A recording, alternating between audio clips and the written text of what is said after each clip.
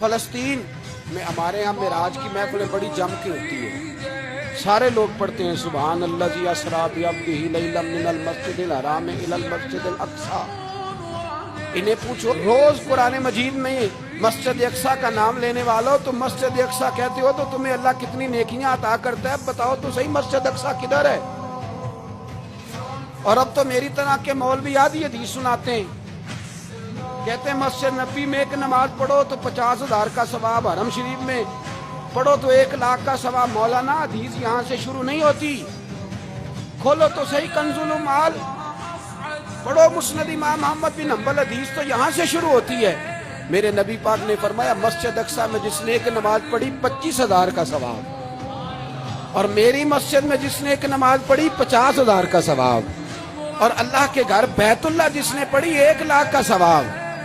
مسجد اقصی کا تو ذکر ہی چھوڑ گیا ہے، کیوں؟ وہ مسجد اس کی طرف منہ کر کے 15 سال میرے نبی پاک نے نماز ادا کی۔